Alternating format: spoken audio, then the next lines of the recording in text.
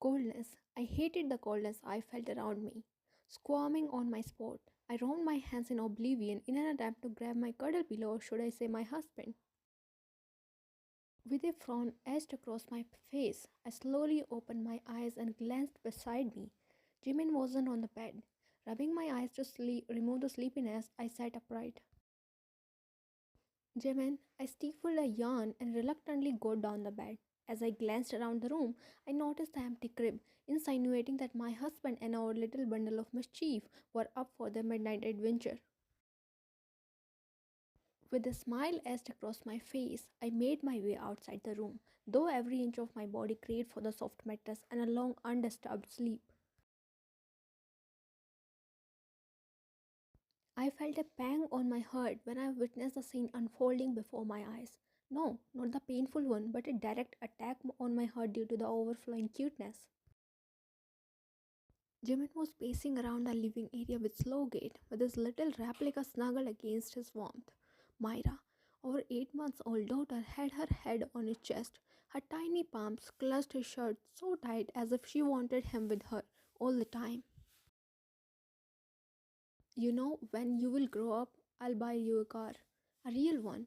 Then I'll teach you driving so that you could take me on long drives. You fulfill my wish, butterfly? My smile widened even more to the extent that my cheeks started to hurt, but my heart didn't stop swelling with giddy.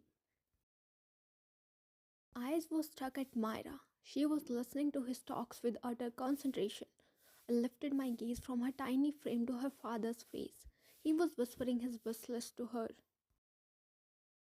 The man before me was an epitome of immense love and kindness. Whenever I thought he couldn't give me any more reason to fall in love with him, every time he did something that left me both amused and blissful. And lately, he had been giving so many reasons to fall in love with him all over again. Be it waking up at late hours to comfort our wailing daughter, or playing with her, or his silly talks with her, or panicking because of her cries. I couldn't help but lose my heart to him every time. I remember I fell for his smile, then I fell for his angelic heart, followed by his little buffoonish antics. Then he promoted from being my boyfriend to my husband, and now, seeing my man becoming a responsible father, my heart swelled with pride and love. Should I tell you a secret? I am creating a bucket list about things that we will do together once you grow up. But at the same time, I don't want you to grow up. You won't be my little butterfly, and I am afraid a handsome wasp will elope you away from me. A chuckle resonated from my chest, gaining his attention. Why are you up? Did we disturb your sleep? He probed, extending his hands in my direction. I placed my hand on his outstretched one, and he gently tugged me towards himself. Holding Myra with one hand, he wrapped his other arm around my shoulders. I woke up because you weren't beside me, I whispered, planting a small kiss on Myra's soft cheek, who was looking at me with curious eyes. As I pulled back, she proffered her hands, implying me to pick her up. My butterfly, I cooed as I took her in my arms. She instantly snuggled against my bosom. I peppered kisses on her head. She quietly mewed and closed her eyes. Our butterfly, he whispered in my ear after planting a lingering peck on my temple. I looked at him and smiled. Shall we head to bed? He mumbled in an undertone as Myra was on the verge of falling asleep. I nodded and we made our way towards the bedroom. My sleep again got disturbed when I felt nauseated. I removed Gemma's arm, which was tightly wrapped around my waist, and sat up. Pouring myself a glass of water, I gulped it down in one go. However, the sensation to puke didn't subside. I pressed my palms against my mouth. Kicking off the blanket, I rushed towards the bathroom.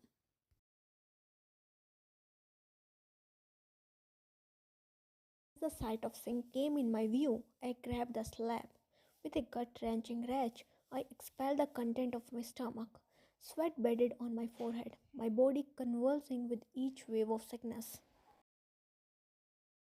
When Gemma's groggy and concerned voice hit my ears, As I continued to expel the nauseated substance, he collected my hair, tying them in a ponytail, and stroked my back to provide as much comfort as he could. Finally, after what felt like an eternity, the heaving subsided. I felt lightheaded, my knees trembled, but before I could collapse on the ground, Jimin held me by my shoulder. I leaned against him and buried my face against his chest. Are you okay?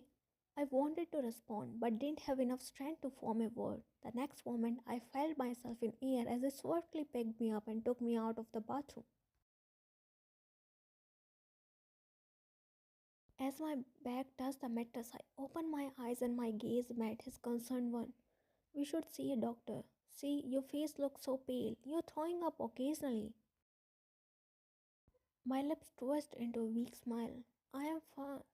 I halted midway when a thought struck my head. I was throwing up occasionally. Dizziness and headaches became a part of my routine, and I missed my periods. The sight of blood had become an alien thing for me. Jimin, can you bring pregnancy test kit? It is in the last cabinet of our closet. I watched as his eyes enlarged in astonishment. However, he didn't say a word and silently walked inside the closet. I pushed myself off the bed and walked towards the bathroom. As I walked out, I saw Jimin anxiously pacing around the room. My hold on the white stick tightened when his gaze shifted at me. Tears poured on in my eyes without me knowing. What is it? I walked up to him and snaked my arms around his torso. He instantly engulfed me in his arms and placed a kiss on top of my head. Jimin, we are expecting. Tears streamed down my face when I let those words out of my mouth. I was happy. I was scared. My emotions were all over my head. What? He whispered. I felt his body stiffening. This made me loosen my hold around him. I looked up at his face, trying to comprehend his sentiments. Are you happy? I stared at his face as he looked down at me. Though his eyes were at me, I could sense his thoughts were everywhere except me. Minutes passed, and when I didn't say anything, a cry escaped my lips. More tears fell from my eyes. You are not happy, right? He rapidly blinked his eyes as if he was fledged out of his reverie. I am happy. I was just. He trailed off, gently wiping my tears. He escorted me towards the bed. I sat on the bed and he took a seat next to me. He held my hands, giving a gentle squeeze, prompting me to look at him. He smiled slightly. I am happy. In fact, I am very happy, Ryan, but. He took a brief glance at our sleeping daughter and looked back at me. Myra is very small, and you are not fit for another pregnancy. I took no time in wrenching my hands out of his grip. Don't even think about it, Jimin. I'm perfectly fine and I'm keeping this baby. I vigorously shook my head and kept my hands on my abdomen, our baby's comfortable residence. While listen, no, I don't want to listen anything. I shifted away from him, but he held my hands and pulled me closer to himself. Ryan, are you really assuming everything on your own without listening to me? My struggle stopped with his words. I sat silently and looked at him through my moist eyes. He placed a long kiss on my forehead, and as my agitated soul wanted it I calmed down in an instant. Listen to me first. I am with you always. We are together in this until it doesn't risk your life. We are visiting the doctor tomorrow in the morning itself, and if there is a single complication in your pregnancy, we are not continuing it. I shook my head and tried to move away from him, but this time he didn't let me. Leave me. I don't want to talk to you. You are selfish. I knew I never meant those words, but at that moment I had no control over my speech. If thinking about my wife makes me selfish, then I am the most selfish person and I am not ashamed about it. He uttered, his voice though soft but stern at the same time. I pursed my lips together and downcasted my eyes. When you and I both know that 8 months is not a proper time period to recover from a pregnancy. You are not completely fit, both physically and mentally. Carrying another human means risking your life, and I in no way want to risk your life. For me, you come first than anything other. Why thinking bad? There are many women who get pregnant during a short span of time. Mine would go fine as well. I peered at him with hopeful eyes. He sighed and closed his eyes briefly before staring back at mine.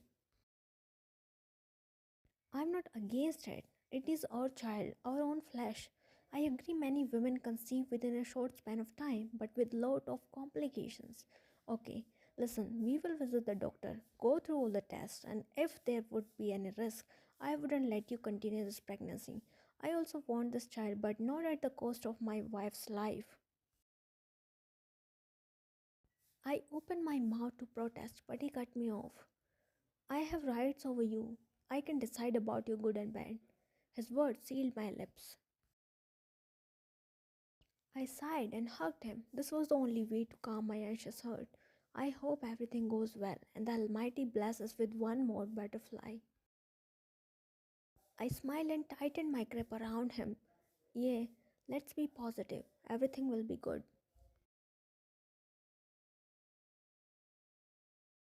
I stayed at sleeping Myra in my arms with sadness. We were heading back home after paying a visit to the doctor. Fortunately, everything was fine, but she had restrained me from breastfeeding Myra. Though I fed her only during nights, yet I couldn't help but feel disheartened by it. Don't be sad, Ryan. It was supposed to happen. If not today, then someday. I sighed sadly and stroked her head. Jimin, what if during this pregnancy I unintentionally ignored Myra? I already felt I am a bad mother. For my second child, my first child has to suffer.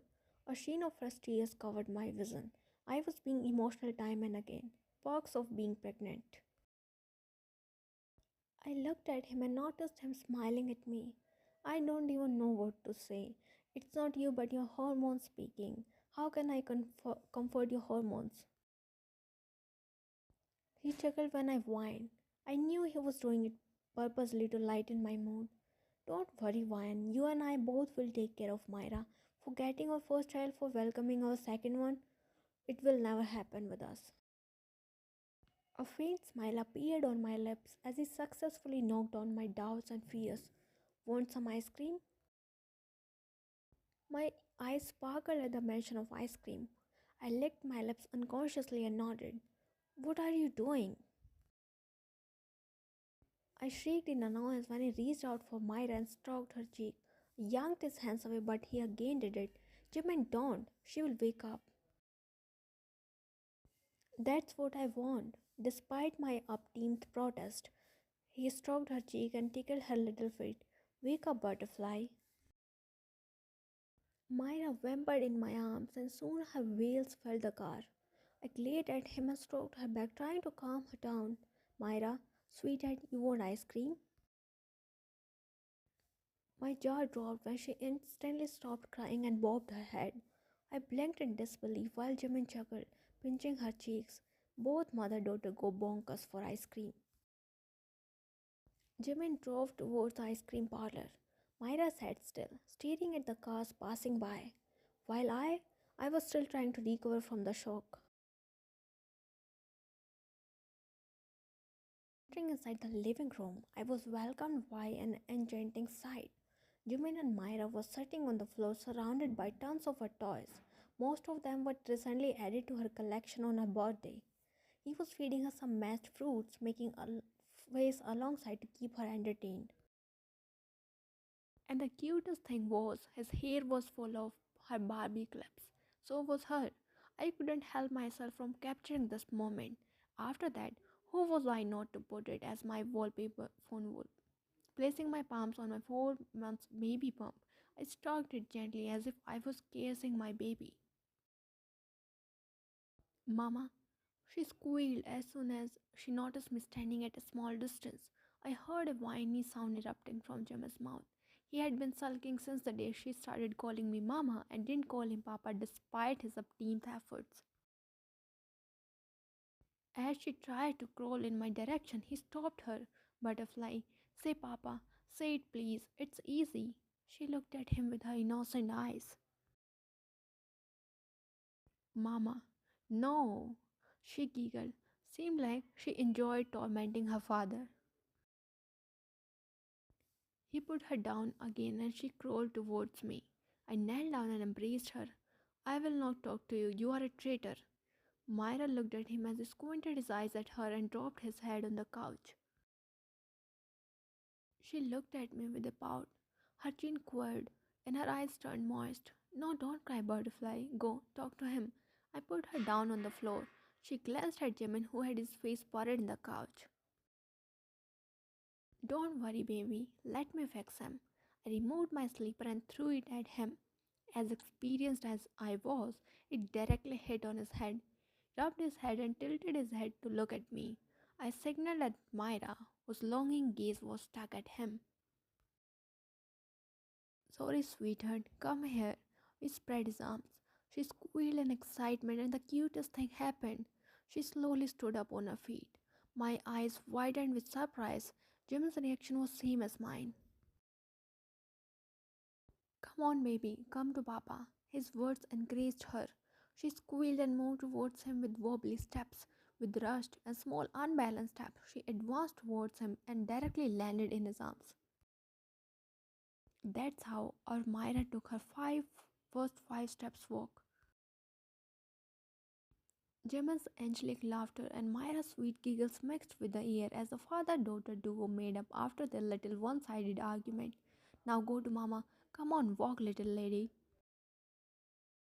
He made her stand on her feet. She grinned at me, showing her 2 bunny teeth. 3, 2, 1, go. He reached his hands back and she wobbled towards me. That's how we spent the rest of the day, with Jimin ordering his little lady to walk here and there and, and she sincerely obeying his instructions. Papa, I smiled as I watched Myra running after Jimin's father. I was 8 months alone, and my in-laws came a week before to help us through this amazing but painful journey. Jimin, who was massaging my feet, stopped momentarily and turned to Myra. Myra, he's my papa and your grandpa. Call him grandpa. But Myra kept tailing behind him, chanting Papa on loop. Since she heard us calling them Papa and Ma, she called them the same. Children reciprocate what they learn. Their behavior is an outcome of how they are treated. She forgot me. I chuckled as I observed his gaze at Myra. Lately, Papa had become her favorite, and why not? He was the one spoiling her to no extent. Her morning started with him giving her a bath, then dressing her up, then playing with her throughout the day. In the evening, he took her to the park, and I knew he was secretly buying her ice cream. Fruits for my daughter. I want the plate empty, okay? She took a seat beside me after handing me a plate full of fruits. I galloped the first light of apple when Myra came running towards us. Ma, she tugged at her grandma's hands and pointed at the fruits. Oh, you need fruits? She picked one slice and extended his towards her. She clutched it in her tiny palms and ran back to her play spot where Papa was arranging her toys. I'm going to join them. He rushed to join the Myra gang. I looked at Myra, then at Jimin, and the eldest but youngest of their team. Colorful hair clips adorned their hairs, 2 in Myra's hair, 4 in Jimin's, and 6 in Papa's. I looked at Ma, who was already looking at me, and we both burst into laughter. She has both of them wrapped around her toes. I nodded, agreeing with her. The sterile smell of hospital and gentle hum of machineries filled the area. I lay on the bed completely numb after the pain I went through. 8 hours of labor, and then I had to go through C-section. Those were the scariest and most painful hour of my life.